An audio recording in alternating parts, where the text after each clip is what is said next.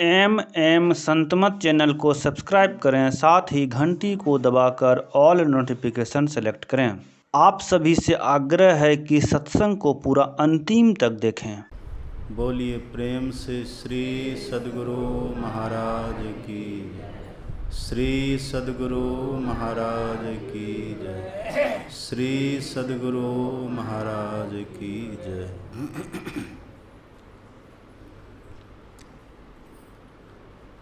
अर्चनीय वंदनीय मुद मंगलमय साधु समाज, परम आदरणीय सत्संग प्रेमी महानुभावों, पूजनीय माताओं तथा भक्तिमती बहनों, आज हम लोग कृष्ण जन्माष्टमी मना रहे हैं।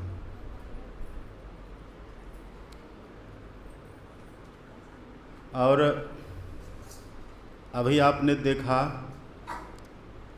एक छोटी बच्ची जिसका नाम दीक्षा, आज उनका भी जन्मदिन है। एक और बच्चा है आदित्य, आदित्य नाम ही है, उसका भी जन्मदिन है, पर वो आए नहीं। तो आज इन तीनों का जन्मदिन है, लेकिन हम तीनों के जन्मदिन को जन्मदिन नहीं कह सकते। भगवान श्री कृष्ण के लिए अवतार शब्द का प्रयोग होता है। आज भगवान श्री कृष्ण का अवतार है और इन बच्चों का आज जन्मदिन है।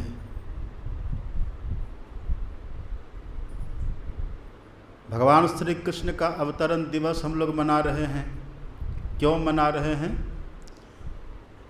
भगवान श्री कृष्ण कहते हैं जन्म कर्म च मे दिव्यम। भगवान कहते हैं मेरा जन्म भी दिव्य है और मेरा कर्म भी दिव्य है। और इन बातों को जो जान लेते हैं तो भगवान कहते हैं उनका भी, जानने वाले का भी जन्म दिव्य हो जाता है। तो भगवान का हम लोग मनाते हैं अपने जीवन को दिव्य करने के लिए, अपने जीवन को श्रेष्ठ बनाने के लिए, अपने जीवन को महान बनाने के लिए, अपना कल्याण करने के लिए। और अपने बच्चों का हम जन्मदिन मनाते हैं उनके भविष्य को उज्जवल बनाने के लिए, उनके भविष्य को मंगलमय बनाने के लिए मनाते हैं। भगवान श्री कृष्ण का भी आज अवतरण दिवस है और दीक्षा का भी जन्मदिन है, आदित्य का भी जन्मदिन है। अब बड़ा सुंदर संजोग है। अब गीता को पढ़ेंगे। गीता के 7वें अध्याय में लिखा हुआ है, थोड़ा आवाज़ बढ़ाइए तो।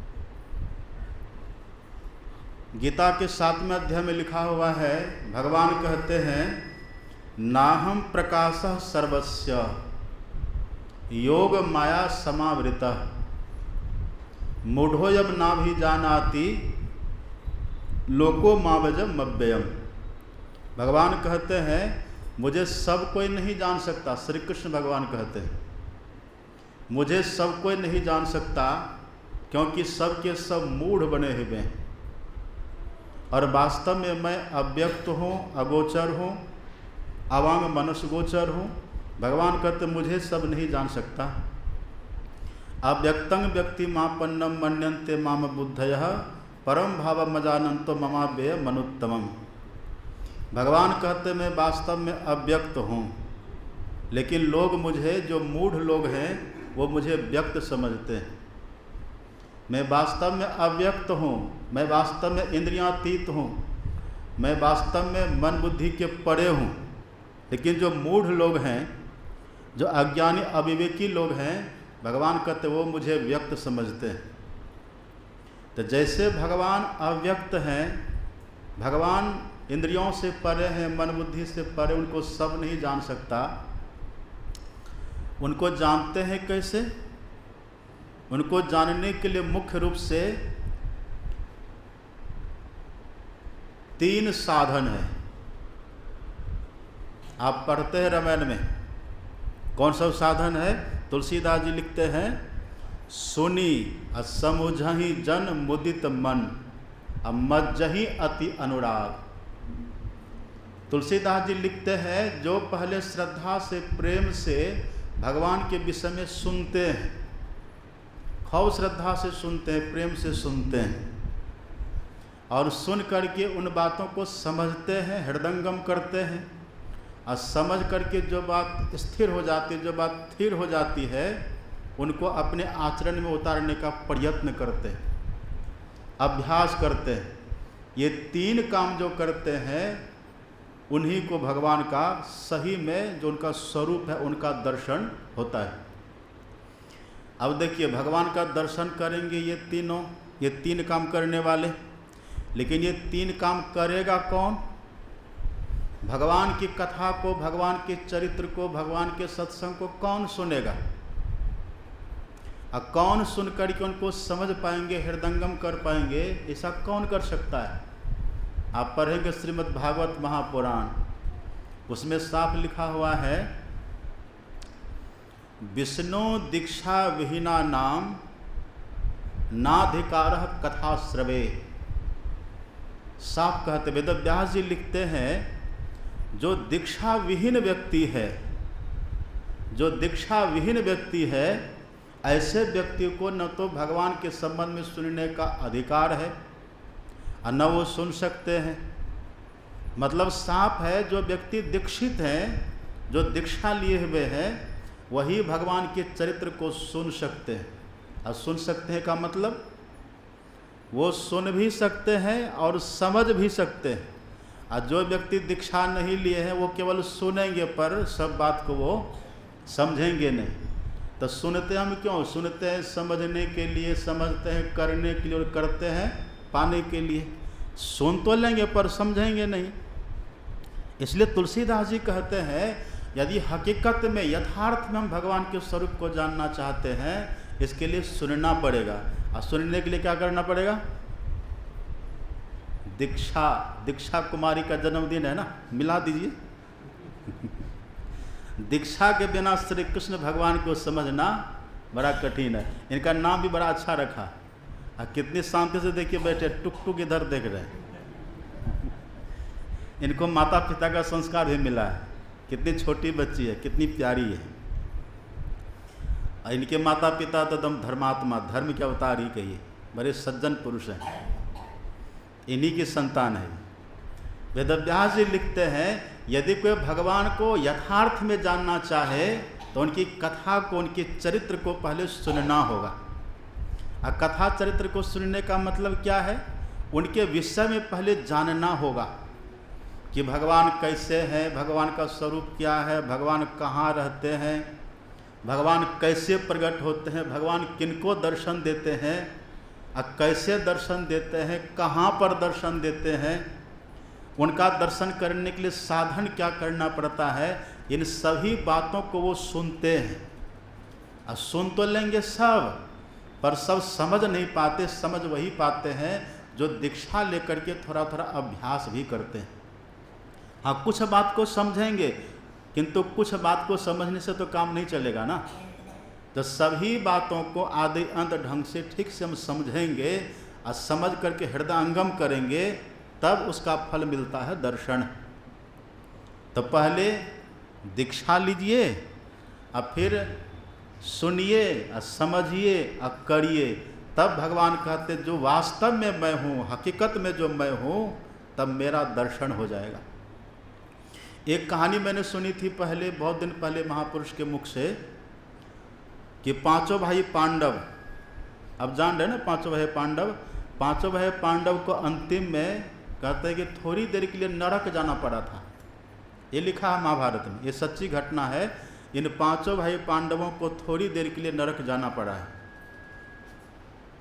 ये 5 भाई पांडव जब नरक गए हैं, तो 5 भाई को देखने के लिए, इनकी खबर लेने के लिए पीछे से भगवान भी पधारे। अब वहाँ जैसे भगवान गए तो अर्जुन ने आकर के भगवान को प्रणाम किया है।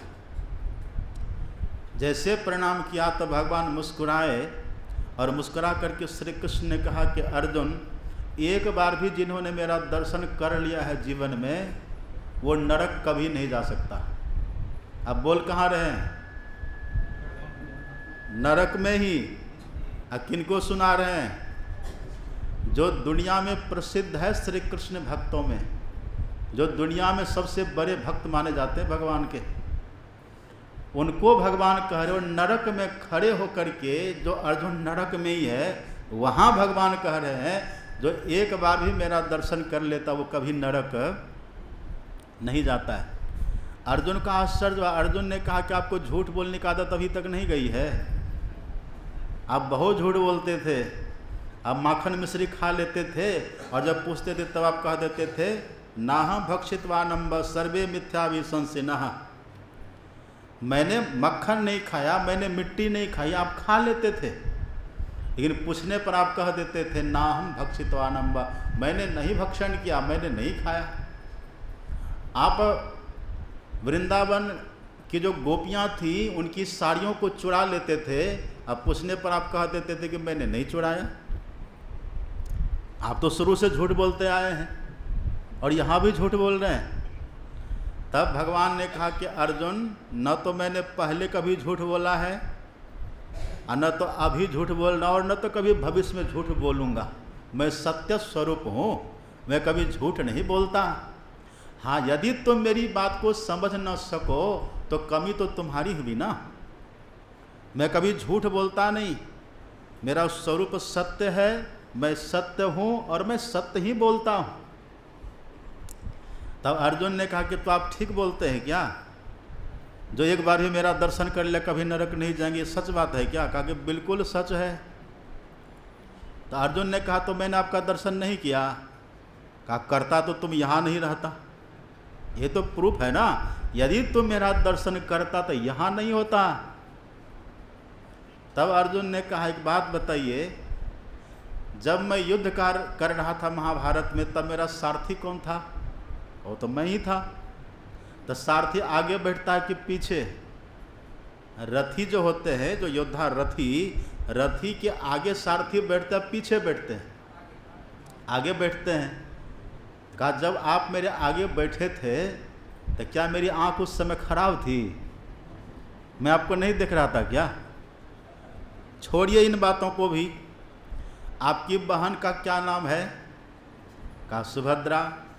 उनका विवाह किससे हुआ है? तुमसे हुआ है। किसने करवाया है? कहा मैंने करवाया है। तो क्या आपने विवाह बिना देखे करवा लिए थे? आपने देखा था, मैंने देखा था, ये देखा दिखे हुआ तभी तो विवाह हुआ। और हे श्री कृष्ण, आप और हम तो सगे भाई भी है ना, वो फुफेरा ममेरा भाई भी तो हैं, साथ में खेले, साथ में खाए, सब दिन साथ में रहे, और आप कहते कि दर्शन कभी नहीं किए, झूठ बोलते हैं आप। भगवान ने कहा कि मैं कभी झूठ नहीं बोलता। तब अर्जुन ने कहा कि ठीक है प्रभु, चलिए हम पहले की बात को सबको झूठ मान लेते हैं कि आपने कभी झूठ नहीं बोला, मैंने आपको कभी नहीं देखा, ठीक है मान लेते हैं। लेकिन अभी आप कहाँ खड़े हैं? अभी तो आप मेरे सामने खड़े हैं ना, अभी आप मेरे सामने खड़े हैं, मैं आपके सामने खड़ा हूँ, आप मुझे देख रहे हैं, मैं आपको देख रहा हूँ। जब मैं आपको यहाँ पर देख ही रहा हूँ तो फिर नरक में क्यों पड़ा हुआ हूँ? आपका अगर वचन सत्य है, या तो आपका वचन झूठ है कि जो मेरा दर्शन करता हो नरक में नहीं जाता, या तो वो वचन झूठ है, या तो ये अभी जो मैं आपको देख रहा हूँ ये झूठ है। तब भगवान ने कहा यही झूठ है। अब जो तुम मुझे देख रहे हो ना यही झूठ है। कहा ये कैसे झूठ हो सकता? मैं सामने आपको प्रत्यक्ष देख रहा हूँ, प्रत्यक्ष को प्रमाण किया, मैं तो सामने आपको प्रत्यक्ष में देख रहे, झूठ कैसे हो सकता है? तब भगवान ने कहा कि अर्जुन अभी तुम मुझे नहीं देख रहा है, अभी तो मेरे शरीर को देख रहा है। किसको देख रहा है? अभी तो मेरे शरीर को देख रहा, मुझे नहीं देख रहा। और जिसे तू देख रहा है ना, इसे मूढ़ लोग देखा करते हैं। मैं जो हूँ ना, नाहं प्रकाश सर्वस्य योग माया समावृता। हे अर्जुन, मैं अपने योग माया से आवृत हूँ। नाहं प्रकाश, मुझे कोई देख नहीं सकता, मैं वो तत्व हूँ। और अभी जो तुम देख रहे हो ना, अव्यक्तं व्यक्ति मापन्नम मन्यन्ते माम बुद्धयः परम भवमजानन्तो ममाव्यय मनुत्तमम्। अभी जो तुम देख रहे हो यह मेरा व्यक्त स्वरूप है, ये वास्तव में मैं नहीं हूँ, मैं तो वास्तव में अव्यक्त हूँ, मैं अव्यक्त हूँ, अगोचर हूँ, वो तत्व मैं हूँ। तुम अभी कहाँ मुझे देख रहे हो? तब देखिए, तब भगवान से अर्जुन ने पूछा, ये तो प्रसंग आप गीता पढ़ेंगे ना, ये प्रसंग तो पहले का है पर मिलाना है ना। अर्जुन ने भगवान से तब पूछा था, कब? जब कुरुक्षेत्र के मैदान में युद्ध के लिए कौरव पांडव वहाँ एकत्रित हुए थे। वहीं पर पूछा था अर्जुन ने कि हे श्री कृष्ण, आपका दर्शन कैसे होता है? आपका दर्शन कौन कर सकता है? उसी का आपने पाठ सुना, छठा अध्याय। ये छठा अध्याय क्या है? आत्म संयम योग। इसी को ध्यान योग भी कहते हैं। ये ध्यान योग है। दर्शन जब भी होगा तो ध्यान योग से दर्शन होता है। गीता का जो पहला अध्याय वो है अर्जुन विषाद योग, दूसरा अध्याय है सांख्य योग, तीसरा अध्याय है कर्म योग, चौथा अध्याय है ज्ञान कर्म संन्यास योग, पांचवा अध्याय है कर्म संन्यास योग और छठा अध्याय है ध्यान योग। फिर सातवां अध्याय ज्ञान विज्ञान योग, फिर आठवां अध्याय अक्षर ब्रह्म योग, इस तरह से सब है। फिर राजयोग है। ये है, ये जो छठा अध्याय है इसका नाम ही है आत्म संयम योग, पहला नाम, या इसी को हम कहते हैं ध्यान योग।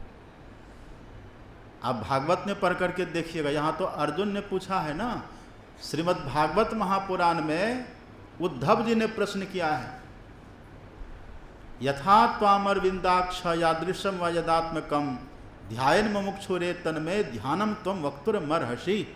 हे श्री कृष्ण, आप कृपा करके बतला दीजिए, जो मुमुक्षु आपका दर्शन करना चाहता है वो ध्यान करे। ये उद्धव जी पूछ रहे हैं, वो ध्यान करे, पर किस तरह से आपका ध्यान करे वो बताइए। ये साफ कहलाता है कि भगवान का दर्शन जब भी होगा तो कैसे होगा? ध्यान से होगा। इसी पर हमारे गुरु महाराज जी ने मोहर लगा दी। आप पढ़ेंगे पदावली, हमारे गुरु महाराज लिखते हैं, ध्यान भजनहीन लहिहो न प्रभु धन। ये प्रभु धन गुरु महाराज कहते ध्यान भजन के बिना कोई पा नहीं सकता। ध्यान भजनहीन लहिहो न प्रभु धन, अब को कहाँ भय सुभक्त पढ़ी गाई मात्र मन। यदि ध्यान नहीं करेंगे तो सदगुरु महाराज जी कहते हैं बिना ध्यान के प्रभु का दर्शन होगा ही नहीं। इसी को और क्लियर और साफ और मजबूती से और दृढ़ता के साथ कबीर साहब कह देते हैं, ना जोगी जोग से ध्यावे। देखिए साफ है ये, ना जोगी जोग से ध्यावे और ना तपसी देह जरवावे और सहज में ध्यान से पावे। कैसे पाएंगे? ध्यान से, सहज में ध्यान से पावे और सुरति का खेल जही आवे। एकमात्र ध्यान से मिलेगा। अविगत झरे निधरु झरे सहज ध्वनि लागे, आवगति अंतरी प्रगटे। आवगति मतलब अवगत, सुन रहे थे ना पाठ में। ये जो अविगत है, कौन बोल रहे थे? सूरदास जी महाराज। और सूरदास जी साधारण है, सूरदास जी को भगवान का प्रत्यक्ष दर्शन है। सूरदास जी के पीछे पीछे भगवान चलते थे। सूरदास जी महाराज को भगवान श्री कृष्ण के आत्मस्वरूप का भी दर्शन है। सूरदास जी कहते हैं, सूरदास समझे कि यह गति मन ही मन मुस्कायो, कहीं न जवा सुख की महिमा जो गुंगो गुड़ खायो। जैसे गुंगा गुड़ खाते हैं ना, उसको स्वाद लगता है, ऐसे ही मैं भी भगवान का दर्शन करके स्वाद ले रहा हूँ, आनंद ले रहा हूँ। ये कहने में नहीं आता।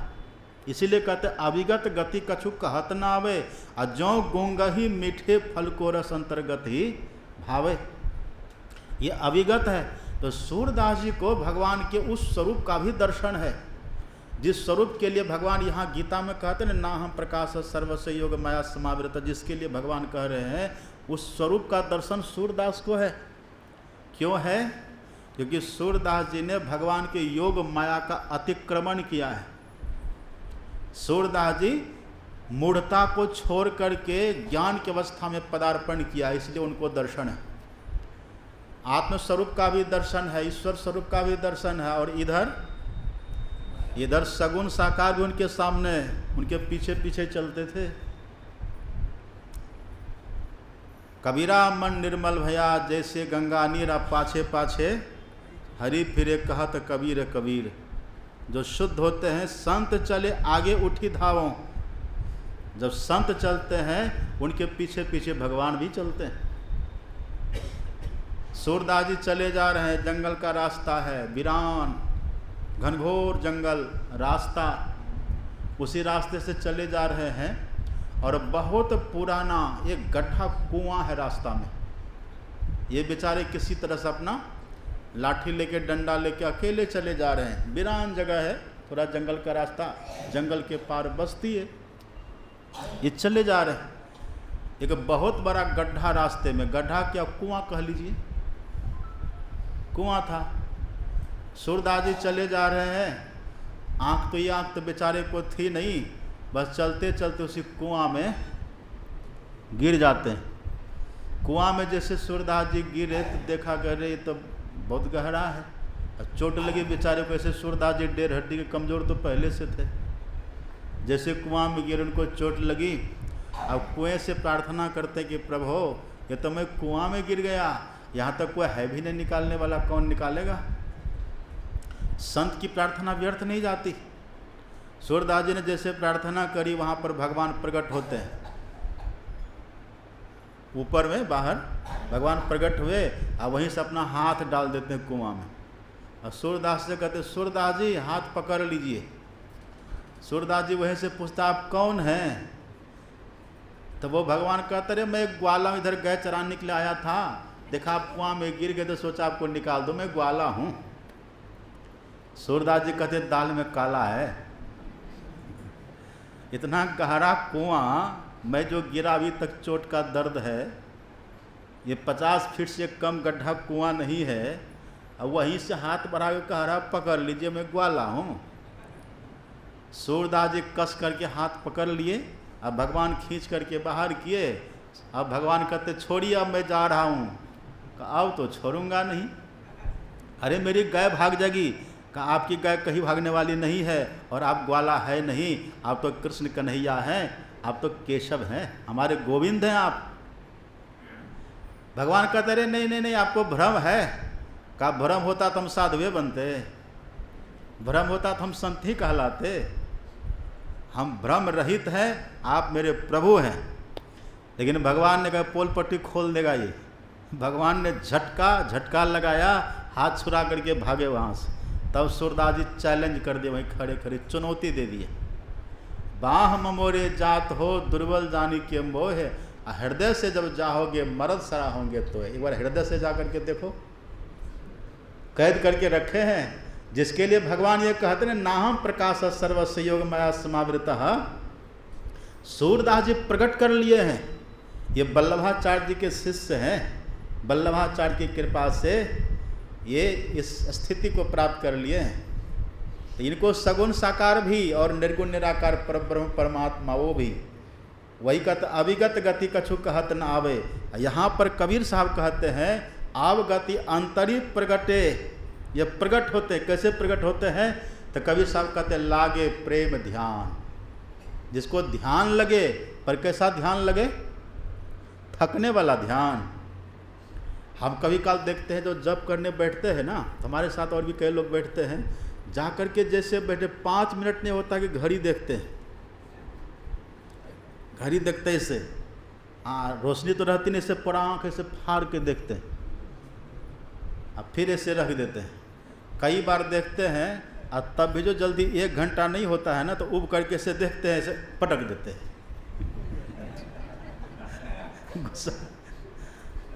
ये ध्यान से काम नहीं चलेगा। 1 घंटा आपको लग करे तो खत्म हो गया, अभी ध्यान बना कहाँ? रामकृष्ण परमहंस जी महाराज थे ना, ये कलकत्ता में रहते थे। आप जानते ना, दक्षिणेश्वर में माँ काली का मंदिर, उनकी पूजा करते थे। तो रामकृष्ण परमहंस जी महाराज क्या करते थे, प्रतिदिन प्रातः काल उठे और मंदिर की साफ सफाई करके खूब ढंग से, और माँ का पूजा पाठ जो करना तो सब करके, सब प्रसाद उसाद चढ़ा करके घंटी उंटी बजा के शंख फूंक करके वो करते थे। वो सब कुछ करके और तब चले जाते थे पंचवटी, बगल में पंचवटी। उसी पंचवटी में रामकृष्ण परमहंस जी महाराज सुबह से शाम तक बैठते थे और आँख खोल करके बैठे रहते थे, काली माँ का चिंतन करते रहते थे कि हे माँ दर्शन दो, दर्शन दो, दर्शन। आँख खोल करके और बड़ी श्रद्धा के साथ माँ आएगी, दर्शन होगा। सुबह जाते थे, शाम तक बैठते थे। अब कुछ खा पी के जाते होंगे, शाम तक बैठते थे। फिर जैसे शाम में उधर पूजा का समय होता था तो घंटी बजती थी मंदिर में। जैसे घंटी बजे तो जाना पड़ेगा ना, पुजारी हैं, मेन यही थे तो जाना पड़ेगा। जब चलने लगते थे तब कहते थे हे माँ आज भी तेरा दर्शन नहीं हुआ, आज का भी दिन व्यर्थ चला गया। और वहाँ से रोते, आँख से अश्रु बहाते तब जाते थे मंदिर में। और तब मंदिर में जा करके फिर पूजा करते थे और फिर पूजा करके फिर कुछ ले करके अल्पाहार और फिर पंचवटी में आके बैठ जाते थे। फिर रात भर बैठे रहते थे।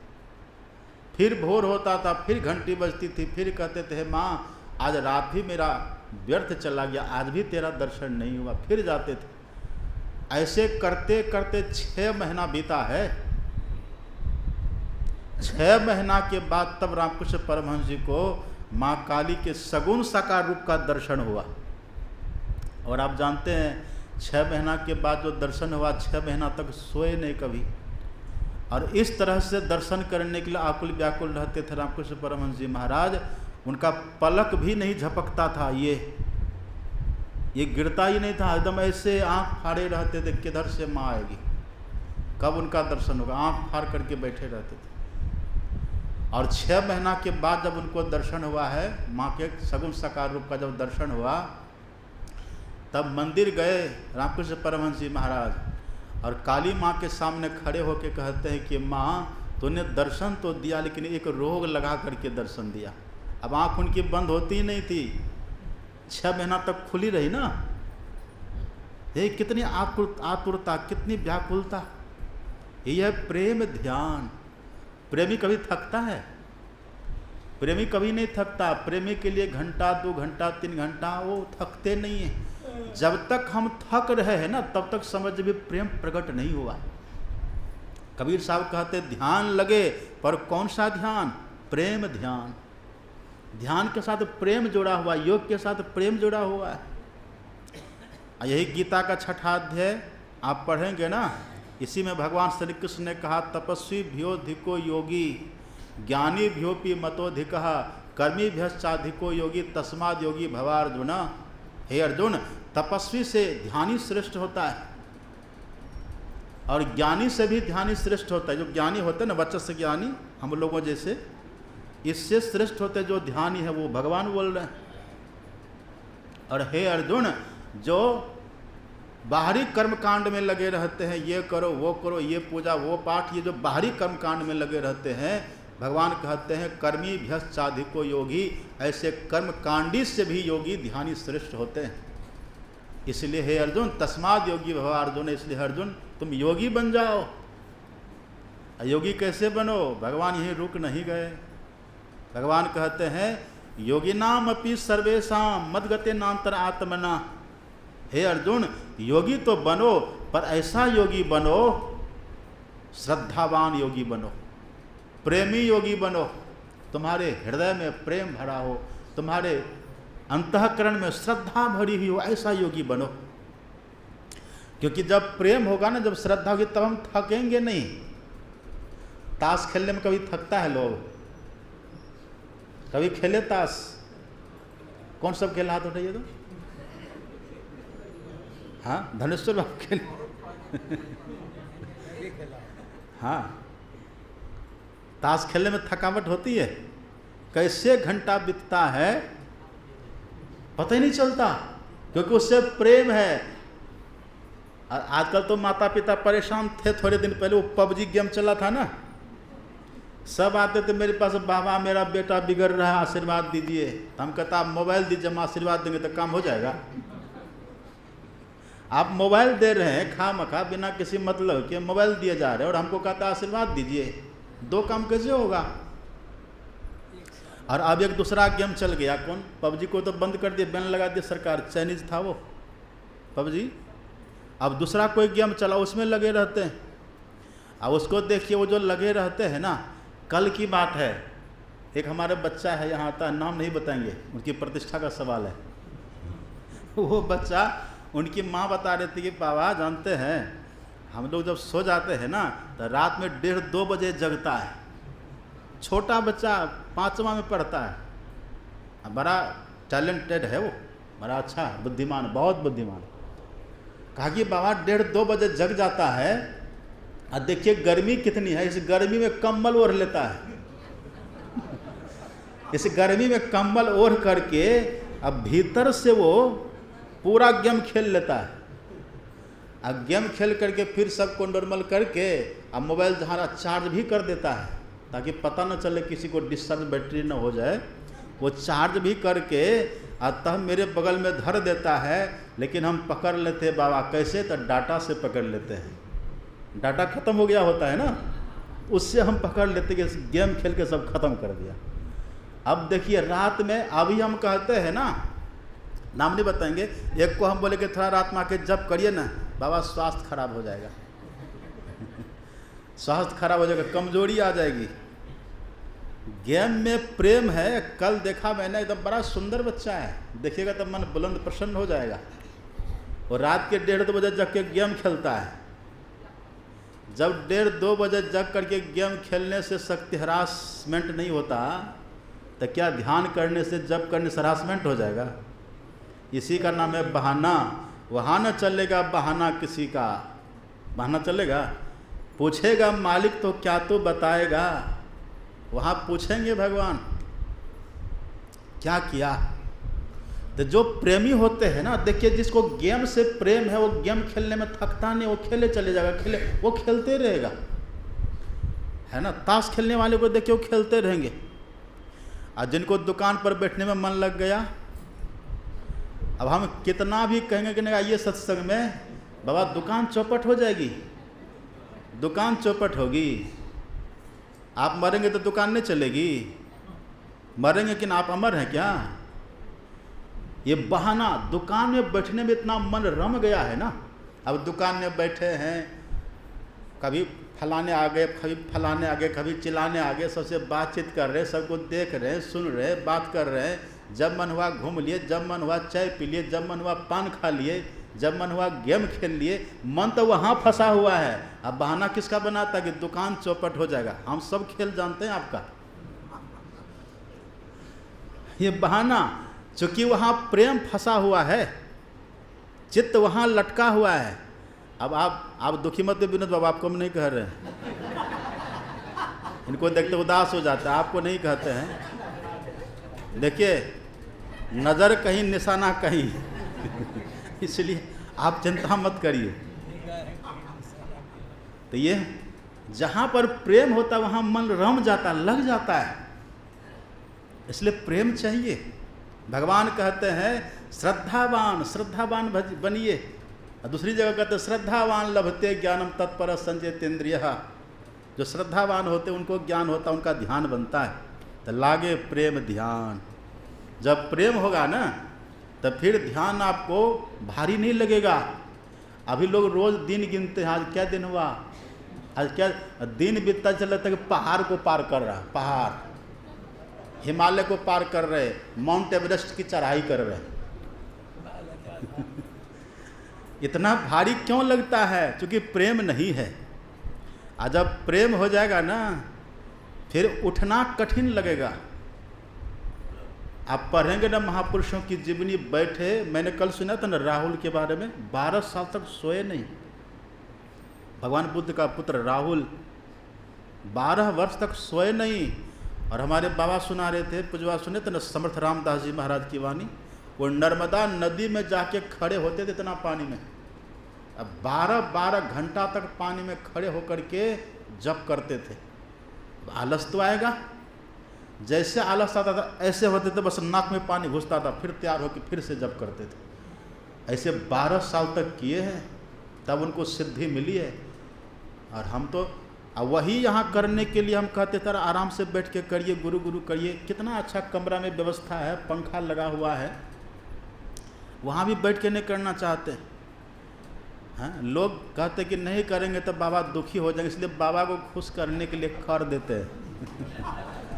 अरे बाबा खुश हो कि नहीं हो, लेकिन परमात्मा सदगुरु महाराज जी खुश हो रहे हैं। मेरी तो आँख खराब है, इस आँख में मोतियाबिंद है, ज़्यादा बढ़िया से दिखता भी नहीं ठीक से, और आपके भीतर को हम जान भी नहीं सकते हैं। लेकिन आप तो जो मन में सोचते हैं, चिंतन करते हैं ना, वहाँ हाजिरी लग जाती है। उन पर तो भरोसा रखिए, वो सब कुछ कर रहे हैं विश्वास के साथ। तो जहाँ प्रेम है वहाँ थकावट नहीं होती, जहाँ प्रेम होता वहाँ लगन, वहाँ समय छोटा पड़ जाता है, कम लगता है। तो बस लगे रहिए। वही कबीर साहब कहते लागे प्रेम ध्यान। उद्धव जी ने पूछा कैसे आपका ध्यान करे प्रभु, जो आपका दर्शन करना चाहता है, कैसे आपका ध्यान करे? तो वहाँ पर भागवत में भगवान श्री कृष्ण ने उद्धव को बताया, और गीता में भगवान श्री कृष्ण ने अर्जुन को बताया। अब दोनों को एक ही बात बताए हैं। उद्धव को भगवान ने कहा सम आसन आसीनः सम कायो यथा सुखम हस्ता उत्संग नास आधाय स्वनासागर कृत्य क्षण। और अर्जुन को भगवान कहते समं काय सर्व ग्रीवम धार्यन नचलम स्थिरः सपृक्ष नासिकाग्रम स्वम दिशश्चान अवलोकन। दोनों सम से शुरू है। समं काया, वहाँ कहते सम आसन। तब एक ही उपदेश है। ध्यान करने के लिए, आत्म कल्याण करने के लिए, ये नहीं कि उसको दूसरा उपदेश है उसको दूसरा उपदेश, ऐसा नहीं होता। जे पहुँचे ते कही गए, सबकी एक ही बात, सबे से आन एक मत, सबकी एक ही जाति। एक बात होती है, बात में फर्क नहीं होता है, एक ही बात कहते हैं। लेकिन उद्धव और अर्जुन में थोड़ा अंतर है। कभी आपने उद्धव के लिए सुना कि नरक गया? कभी सुने? और भागवत की कथा सबसे पहले किसने करी है? भागवत के प्रथम वक्ता कौन है? भगवान श्री कृष्ण के बाद भागवत के प्रथम वक्ता हैं उद्धव जी महाराज। और उद्धव को भगवान श्री कृष्ण ने कहा था, भगवान ने सब बात सुनाई है उद्धव को, और उद्धव को सुना करके तब भगवान ने कहा था कि उद्धव, जो मैंने आपको सुनाया है ना, आप यही ज्ञान सुना देना अन्य भक्तों को। और वहीं पर विदुर जी भी थे। विदुर जी हैं, उद्धव जी हैं, तो ये सुनाए हैं। विदुर ने मैत्रेय को सुनाए हैं, और उद्धव ने भी सुनाया। पहले उद्धव ने सुनाया मैत्रेय को, नहीं, ये विदुर जी को। किनको सुनाए? उद्धव जी ने पहले सुनाए विदुर को। और मैत्रेय जी थे, जब भगवान श्री कृष्ण शरीर छोड़ रहे थे ना, तो श्री कृष्ण भगवान के पास मैत्रेय जी थे और उद्धव जी थे। तो भगवान ने कहा था कि देखो मेरा विदुर अभी नहीं है। विदुर को भगवान बहुत मानते थे। साग किसका खाए थे भगवान? कौन सा साग खाए थे? पालक, मेथी का, केला के छिलका। कभी खाया आप? वो केला का छिलका जिनके घर में खाए थे भगवान, वो हैं विदुर जी। उधर तैयार क्या था? उधर तैयार था 56 भोग। और दुर्योधन के यहाँ 56 भोग को छोड़ करके भगवान जिनके घर में केला का छिलका भोग लगाए थे, वो हैं विदुर जी। अंतिम में विदुर जी के लिए भगवान ने चिंता जताई है। उद्धव से, मैत्रेय से भगवान ने कहा कि देखिए अभी मेरा विदुर मेरे पास नहीं है, मैं तो महाप्रयाण कर रहा हूँ, पर आप लोग मेरे विदुर को मेरा सब समाचार सुना दीजिएगा। तो विदुर जी पहले उद्धव जी को मिले हैं। किनको मिले हैं? उद्धव जी को वृंदावन में मिले। तो वहाँ पर विदुर जी को उद्धव जी ने पूरी कथा सुनाई है भागवत की, प्रथम वक्ता। और तब उद्धव जी ने कह दिया कि आप चले जाइए अब मैत्रेय जी के पास। अब मैत्रेय जी थे तब हरिद्वार में। तब फिर उद्धव जी के कहने पर विदुर जी चले जाते हैं मैत्रेय जी के पास। और तब मैत्रेय और विदुर संवाद जो है ना, वो भागवत के दूसरे स्कंद में से, हाँ वहीं से शुरू है। अब पहले उद्धव जी सुनाए, अब बाद में मैत्रेय जी सुनाए। ये उद्धव जी है, और आप पढ़ेंगे ना भागवत को, उद्धव जी के लिए लिखा हुआ है। भगवान श्री कृष्ण खुद अपने मुख से बोलते हैं कि मुझसे उद्धव रत्ती भर भी कम नहीं है। ये भगवान का वचन है। मद न्यूनम, भगवान कहते हैं मुझसे न्यून रत्ती भर भी नहीं है। ये भागवत पे लिखा हुआ है, भगवान के मुख से निकला हुआ वचन है। मतलब भगवान ये कहना चाहते हैं जो मैं हूं वही उद्धव है। उद्धव कैसे हो गया भगवान के जैसे? मैंने आपको सुनाया था ना, दर्शना दर्शन हिता स्वयं केवल रूपता यंग आस्ते कपि शार्दुल ब्रह्म सब ब्रह्म स्वयं। राम भगवान का वचन है। राम भगवान कहते जो दृश्य और अदृश्य को त्याग कर उसके परे हो जाते हैं तो वो ब्रह्म ज्ञानी ही नहीं, वो ब्रह्म हो जाते हैं। और तुलसीदास जी रामायण में लिखते हैं, महर्षि वाल्मीकि कहते हैं, तुम रही कृपा तुम ही रघुनंदन जानत भगत भगत उर्चंदन आ सोई जानई। कौन जानते भगवान को? सोई जाने जेहि देहु जनाई आ जानत तुम ही वही जाई। श्री कृष्ण भगवान कहते कि उद्धव मुझसे रत्ती भर भी कम नहीं है, जो मैं हूं वो उद्धव है। समझिए आप, जो मैं वो उद्धव है। मतलब भगवान के स्वरूप को जानकर के उद्धव जी महाराज भगवान के समान हो गए। जानत तुम्हें हो जाई। कैसे हुए? भगवान ने खुद से ध्यान का उपदेश किया और उद्धव जी ने ध्यान किया। लेकिन अर्जुन में थोड़ा फर्क है। यही उपदेश भगवान ने अर्जुन को भी दिया है। तो अर्जुन ने क्या कहा? उद्धव जी को भगवान ने कहा तो उद्धव जी भजन में लग गए, और अर्जुन को जब भगवान ने कहा तो अर्जुन ने क्या किया? अर्जुन से भगवान ने कहा कि देखो अर्जुन, सुचो देशे प्रतिष्ठाप्य स्थिर मासन आत्मना नातु श्रीतंग नाति नीचंग चला जिन्हें कुशोत्तरम। हे अर्जुन, जाओ पवित्र स्थान में बैठो आसन बिछा करके और धरगर मस्तक को सीधा करो। और फिर भगवान कहते संप्रेक्ष नासिकाग्रम समझ स्थान अवलोकन, किसी भी दिशाओं को नहीं देखते हुए अपने नासागर में देखो, ये भगवान ने कहा। तो अर्जुन क्या किए? गए, बैठे। कितनी देर बैठे? थोड़ी देर बैठे और आसनी झाड़ के खड़ा हो गया। समझ रहे बात? अर्जुन छाप बहुत यहाँ बैठे हुए हैं। अर्जुन छाप के यहाँ ढेर है, भीड़ है। उद्धव छाप कोई बिरले होते हैं, अर्जुन छाप बहुत है। उठ के खड़े हो गए और तब क्या कहते हैं? चंचलम ही मन कृष्ण परमार्थी बलवत दृढ़। हे कृष्ण, ये मन बड़ा चंचल है, ये हमसे ध्यानवान नहीं होगा। कौन बोल रहे हैं? किनसे? भगवान से बोल रहे हैं। चंचलम ही मन कृष्ण परमार्थी बलवत दृढ़ तस्याहम निग्रहम मन्ये वायुरिव सुदुष्करम।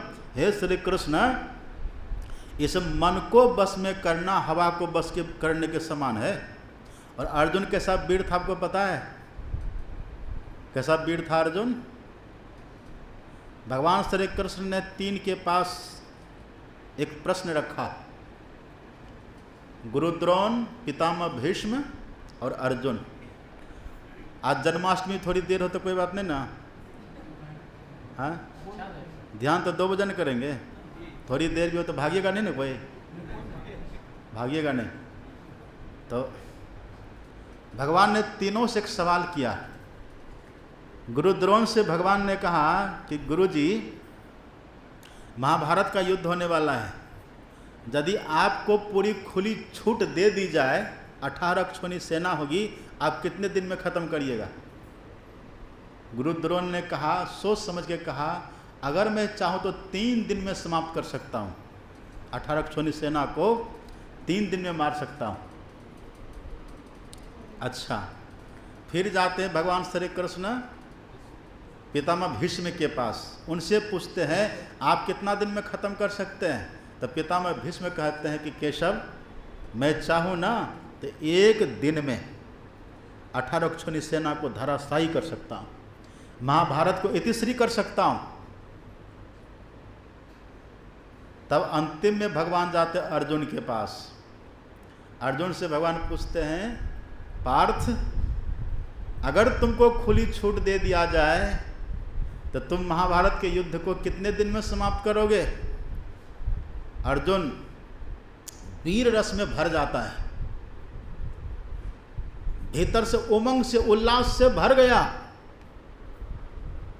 और अपने भ्रिकुटी को तानते हुए अर्जुन कहता है, छो नहीं दूजो बाण, एक बाण से मैं पूरे महाभारत को समाप्त कर सकता हूं। कितनी सेना है? करोड़ों। वीर रस से भर गया, उल्लास उमंग से भर गया, इनकी भौहें फड़कने लगी अर्जुन की। लेकिन जब भगवान ने कहा कि मन को बस में करो तो मुंह लटक जाता है, मुंह लटक गया, खिन्न हो गया। थोड़ी देर बैठा और आसन झाड़ करके चल दिया, कहा कि ये मन चंचलम ही मन कृष्ण परमार्थि बलवद्दृढ़ तस्याहं निग्रहं मन्यवायुर्वे सुदुष्करम, ये मेरे बस की बात नहीं है। तब भगवान कहते, अरे ठहरो ठहरो अर्जुन, ठहरो, भागो मत। देखिए कैसे कृपालु भगवान होते, ठहरो। ठहरता है भगवान, बड़े प्रेम से अर्जुन के पास जाते हैं, मानो उनके कंधा पर हाथ रखते हैं, वात्सल्य प्रेम पुचकारते हुए कहते हैं, पार्थ, असंशय महाबाहो मनोदुर्निग्रहम चलम। मैं मानता हूं कि मन बड़ा चंचल है, इनका निग्रह करना कठिन है, असंशय, इसमें कोई संशय नहीं है। पर हे कौन्ते, अभ्यास न तो कौन्तेय वैराग्य न च गृह्यते, अभ्यास और वैराग्य से मन बस में हो सकता है। प्रैक्टिस करो, practice makes man perfect, but not only practice makes man perfect. ये परफेक्ट प्रैक्टिस, जब प्रैक्टिस हमारा परफेक्ट होता है, ये नहीं कि बस जाके बैठे, थोड़ा सा बैठे, उससे नहीं होगा। सांगोपांग सर्वांग उस तरह से जब करते हैं तब होता है। भगवान ने समझाया, असंशय महाबाहो मनोदुर्निग्रहम चलम, अभ्यास से न तो कौन्ते वैराग्य न च गृह्यते, इसमें कोई संशय न, करो, बैठो, मन बस में हो जाएगा।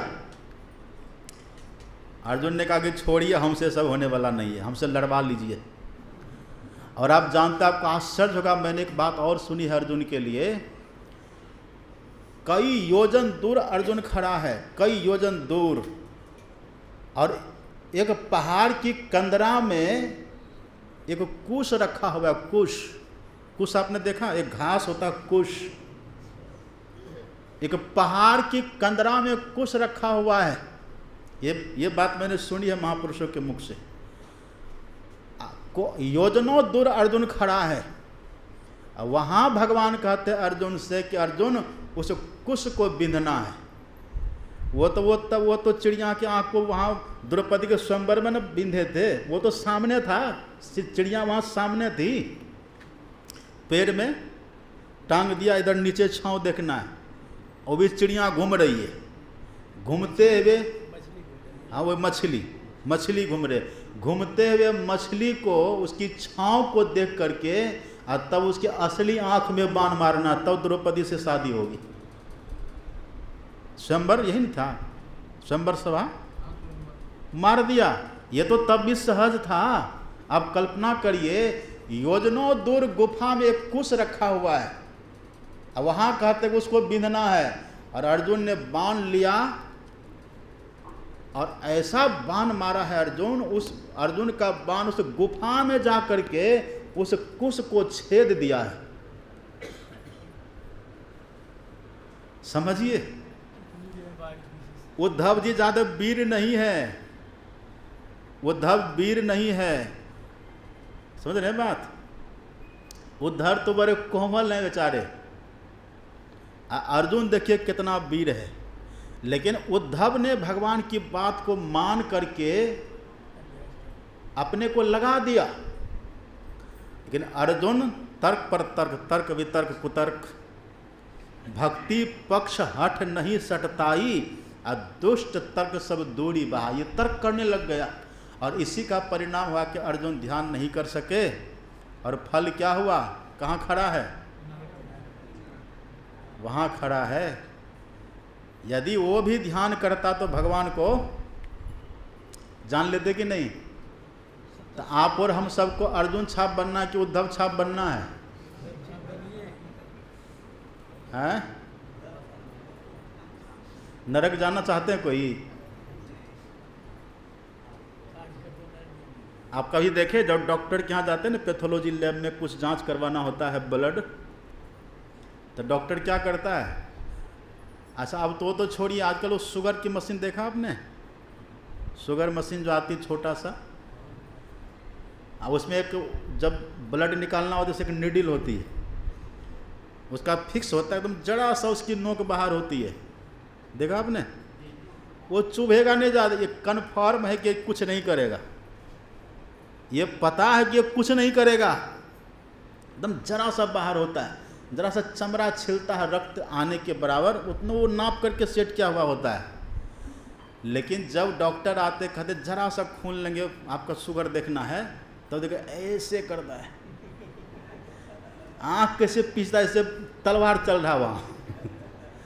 देखिए वो फिक्स किया हुआ है, पता है कि जरा सा वो बाहर है, एकदम जरा सा, वो जैसे चींटी की होती है ना वो सूंड, मच्छर की सूंड देखे, जैसे मच्छर बोरिंग करता है ना चमड़ा में खून पीने के लिए, उससे भी कम होता है वो सुई। और डॉक्टर जैसे कहते जरा सा देख, एक बूंद लेंगे खून, अब देखिए आँख कैसे करता है, ऐसे पूरा शरीर का पूरा प्रेशर वहाँ उंगली में पहुँचा देता है। इतना जोर लगाता है कि पूरी शक्ति वहाँ जाकर इकट्ठी हो जाती है। और अब पता है नरक में क्या होता है? नरक में एक नरक का नाम है कुंभीपाक नरक। कुंभीपाक नरक में क्या होता है? कुंभ कहते हैं घड़ा को, कुंभ जानते हैं ना, कुंभ घड़ा। कुंभीपाक नरक में कुंभ होता है और कुंभ को चूल्हा पर लिखा, भागवत में बना देने, भागवत में लिखा हुआ है, चूल्हा पर चढ़ा देता है। और जिसको ये सदा भुगवताना होता है ना, उसको अंगूठे भर का यातना शरीर देता है जमराज। शरीर दे करके अंगूठे भर का शरीर देगा, उसमें हाथ पैर सब होगा, ऐसे जैसा भी है सब, आप देखेंगे सुनेंगे सब कुछ होगा। ये यातना शरीर इसको बोलते, क्या बोलते हैं? यातना शरीर। अब वो दे करके उसी कुंभ में पानी भर देगा, उसमें आपको डाल देगा। समझ रहे बात? आलू कैसे उबालते हैं? आप आलू उबालते हैं ना, उसी तरह से आपको डाल देगा, ऊपर से ढक्कन लगा देगा, ये सब लिखा है। और ढक्कन लगा के नीचे से आँच देगा। जरा सा उस शुगर जांच करने में जो लगाता है सुई, तो आँख मुँह सिकड़ते हैं। अब वहाँ क्या करिएगा? अब कष्ट कितना हो, तो उसका नाम भी है नरक। न कम यत्र इति नरकम। जहाँ सुख बिल्कुल भी नहीं है उसी का नाम है नरक। अब अर्जुन कहाँ खड़ा है? उद्धव कहाँ खड़े हैं? उद्धव भगवान के साथ खड़े हैं। मतलब भगवान हो, वो साधना करके ध्यान करके कृष्ण बन गए।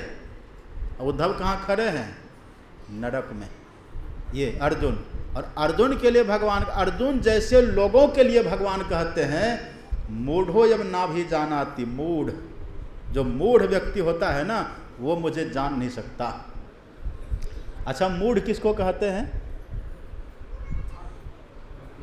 अब मूढ़ लोग करते क्या हैं? लिखा है उपनिषद में, आप पढ़ेंगे, लिखा हुआ है, तीर्थे दाने जपे यज्ञे काष्ठे पाषाण के सदा शिवम पश्यति मूढ़ात्मा। ये मूढ़, शिवम पश्यति मूढ़ात्मा अशिवे देह प्रतिष्ठित। जो मूढ़ व्यक्ति होते हैं ना, मूढ़ व्यक्ति भगवान को तीर्थ में, दान में, पत्थर में, लकड़ी में, अग्नि में, पानी में, इन सब में, तीर्थ में, धाम में खोजते फिरते हैं, जो मूढ़ व्यक्ति होते हैं। और जो ज्ञानी होते हैं वो देहे, अपने शरीर में खोजते हैं। काहे रे बन खोजन जाई, सर्व निवासी सदा आलेपा तो ही संग समाई। निज तन में खोज सज्जन बाहर न खोजना, अपने ही घट में हरि है अपने में खोजना। तो क्या जो तीर्थ नहीं करते हैं, जो मंदिर धाम में नहीं जाते, क्या वो ज्ञानी हो गया? तब दर्शन हो जाता ना, वो भी नहीं हुआ। आप देखिए दूसरी परिभाषा मूढ़ की दूसरी परिभाषा तुलसीदास जी देते हैं। तुलसीदास जी कहते हैं काम क्रोध मद लोभ रथ, अगृहासक्त दुख रूप, अते किमि जानी रघुपति ही मूढ़, मूढ़ परे तम कूप। तम मतलब क्या होता है? अंधकार। अंधकार में जब तक हम पड़े हुए हैं तब तक समझिए हम मूढ़ हैं। ये अंधकार है। क्या है? अंधकार। और अंधकार के परे क्या होता है? प्रकाश। तब भी भगवान का दर्शन नहीं होगा, क्योंकि आपने सुना ना, भगवान कहते योग माया समावृतः। भगवान कहते हैं नाहम प्रकाश सर्वस्व योग माया समावृत। इसको कहते योग माया। अंधकार है योग माया, प्रकाश है शब्द है योग माया, और उसके परे शब्द है योग माया। इसी से हम आवृत हैं। हमारे गुरु महाराज क्या कहते हैं? घटतम प्रकाश व शब्द पट त्रय जीव पर है छा रहे। यही छाया हुआ है। तो जब तक ये छाया हुआ है तब तक हम योग माया से आवृत हैं। भगवान कहते नाहम प्रकाश, तब तक नहीं जान सकता।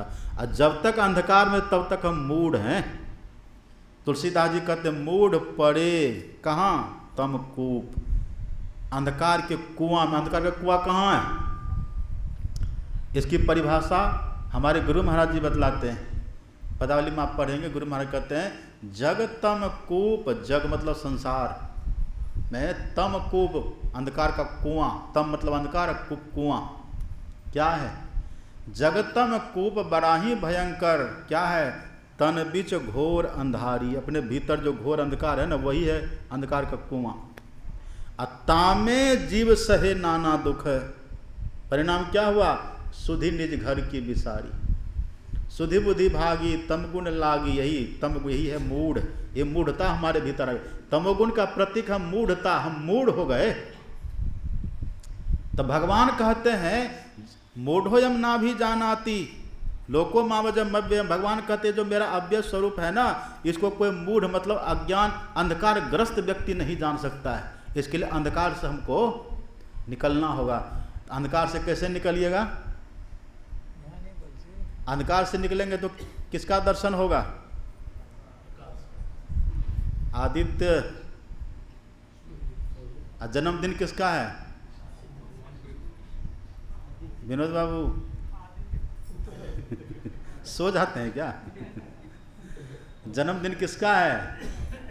आदित्य। अब पहले किसका जन्मदिन था? दीक्षा।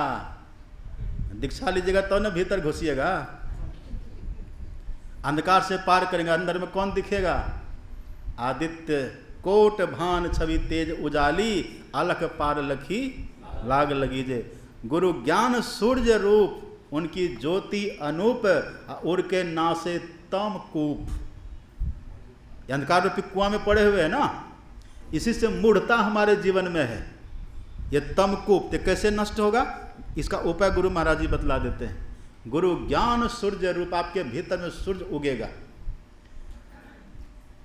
त्रिकुटी में सूर्य उगे हो। गुरु महाराज कहते त्रिकुटी में सूर्य उगे हो। सूर्य मतलब आदित्य, आदित्य मतलब सूर्य। गुरु ज्ञान सूर्य रूप, उनकी ज्योति अनूप, उड़ के नाश है तम कूप। ये तम कूप खत्म होगा तो मूढ़ता खत्म हो जाएगी। और दर्शन किनका होगा? आदित्य।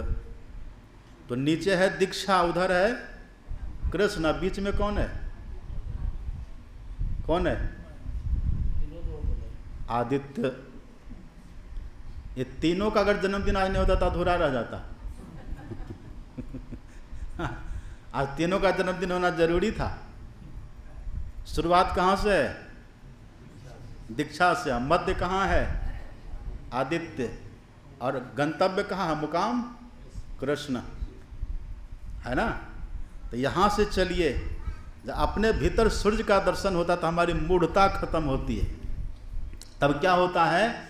अमित बोध। अमित बोध हो जाएगा, मतलब बहुत ज्ञान होगा लेकिन सर्वज्ञ नहीं होंगे।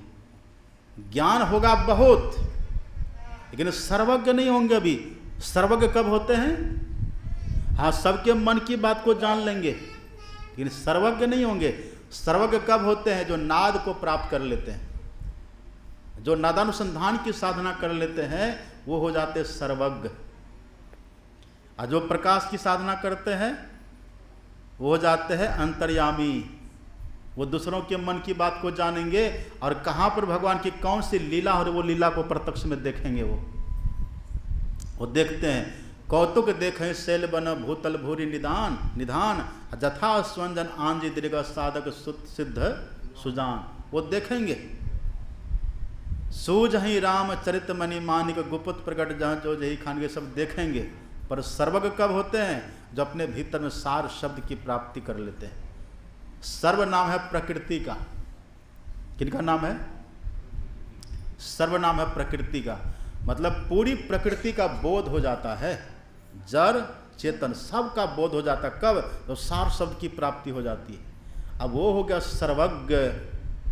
अब उनको किसी के दिल की बात जानने के लिए आंख बंद नहीं करना पड़ेगा। उनकी अमोघ दृष्टि हो जाती है। अब उनकी दृष्टि में जड़ चेतन जग जीव जता सकल राम में जान, बस उसके सिवा कुछ है ही नहीं। एक व्यक्ति बहुत अच्छा कह रहे थे, मैंने सुना था कि उनकी बात को। वो कह रहे थे हमारे सदगुरु महाराज में और उनके शिष्यों में अंतर क्या था? थोड़ा सा अंतर था। हमने प्रत्यक्ष में देखा, हमने भी देखा, अनुभव किया, देखा उनके शिष्यों को। इनका दर्शन भी किए पर कम बार किए, तब छोटे ही थे। जब थोड़ा होश हुआ तो इनके शिष्यों का दर्शन हुआ, वहाँ कुछ देखे। तो इनके शिष्य में इनमें क्या अंतर था? गुरु महाराज को कुछ जानने के लिए आंख बंद नहीं करना पड़ता था। हाँ, वो सर्वज्ञ थे। अब पर भगवान शंकर को क्या करना पड़ा था? सती ने झूठ कहा तो भगवान शंकर क्या किए? तब शंकर देखेऊ। कैसे? करी ध्याना। ध्यान करके देखना पड़ता है। लेकिन जब सार शब्द की प्राप्ति हो गई तब उठत बैठत कभो न छूटे ऐसी तारी लागी। वो हमेशा तारी लगे, वो कभी छूटता ही नहीं। उठत बैठत सोवत जागत कबो नहीं छूटता। वो सुखमन के घर राग सुनी सुन मंडल लिवलाय अकथ कथा विचारिये मनसा मन ही समय। वो कभी नहीं छूटता। यह है सर्वज्ञ। ये सर्वज्ञ हो जाते हैं, वो फिर उनकी मूढ़ता समाप्त हो जाती है। वही जो सर्वज्ञ पुरुष होते हैं वही आत्मदृष्टि प्राप्त करते हैं। क्या करते हैं? आत्मदृष्टि प्राप्त कर लेते हैं। और आत्मदृष्टि जिनको मिल जाती है, आत्मदृष्टि की जो प्राप्ति कर लेते हैं, वही परमात्मा का दर्शन करते हैं। उसे वो कृष्ण का पूर्ण बोध हो जाता है। नहीं तो भगवान कहते हैं नाहम प्रकाश सर्वस्व योग माया समावृता। तो अर्जुन ने भगवान के स्वरूप को नहीं देखा। और अर्जुन कितना प्यारा था भगवान का। आप कितना ही प्यारा किसी का बन जाइए, यदि ध्यान नहीं करेंगे तो किसी काम का नहीं।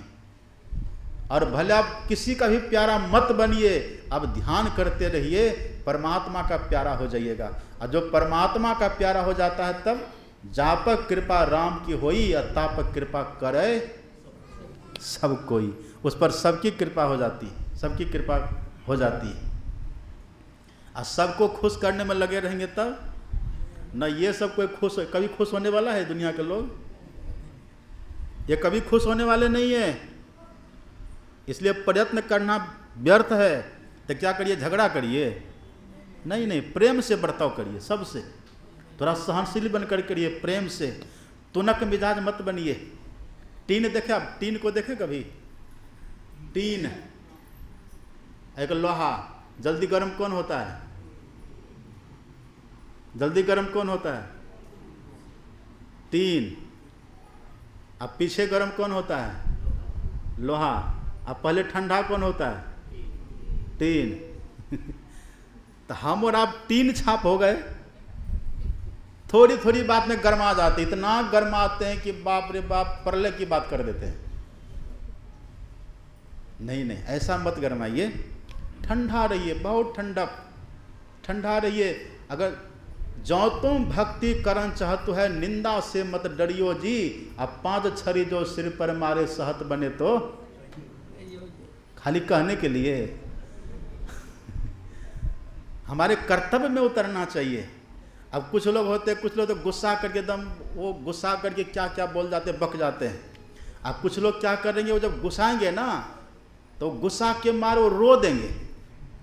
इतना गुस्साते बस रोने लग जाते हैं। वो रोना भी गुस्सा की निशानी। काहे रोते हैं? भीतर को जलाते, काहे दग्ध हो रहा है आपका भीतर, क्यों जलाते हैं? कोई गुस्सा करे उसको पी जाइए, यही तो जहर है। जहर पीना सीख लीजिए, शंभु शंकर हो जाइएगा, सबसे बड़ा देवता बन जाइएगा। जो जहर पिए वो कौन कहलाते हैं? महादेव।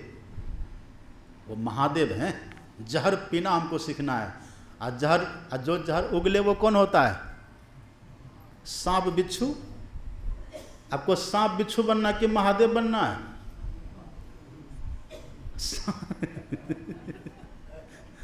आपको सांप बिच्छू बनना कि महादेव? जो थोड़ी थोड़ी बात में जहर उगले, ना ना, ये सांप बिच्छू है। बिच्छू जरा से कुछ डंक मारेगा, वो तो बिच्छू का काम है। महादेव हलाहल को पी जाइए, विष को पी जाइए, फिर देखिए आपकी पूजा न फलाना बाबू, उन्हीं के चलते यज्ञ सफल हो गया, उन्हीं के चलते ये सफलता मिली। और तुनक मिजाज ना, वो बहुत गंदा चीज़ है। बच के रहिए, ठंडा बनिए, शीतल बनिए, सहनशील बनिए। और दीक्षा लिए हैं तो खूब ध्यान करिए, जप करते रहिए। कम से कम फालतू बात बोलिए मत। आश्रम में, गौशाला में जब भी मौन रहिए, जप करते रहिए, बड़ा आनंद आएगा। अब आप तो जानते, श्री कृष्ण भगवान नियम को नहीं मानते थे। कृष्ण कहते थे हमको राम नहीं है कि मर्यादा का पालन करेंगे, हमको तो धर्म की स्थापना करनी है। जिसको जैसे होगा वैसे मारेंगे, काटेंगे, धर्म की स्थापना करेंगे। आज उनके नाम पर समय का भी कत्ल हो गया। 9:30 तक में आरती होनी थी और 10 बजने वाला है। तो जैसा नाम वैसा काम।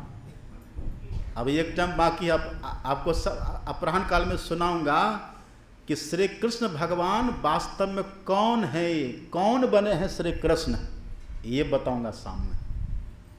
कौन बने हैं श्री कृष्ण, ये कृष्ण हैं कौन वास्तव में, कौन बने, ये देवकी के उदर से जन्म कौन लिए हैं, ये अपराह्न में बताऊंगा।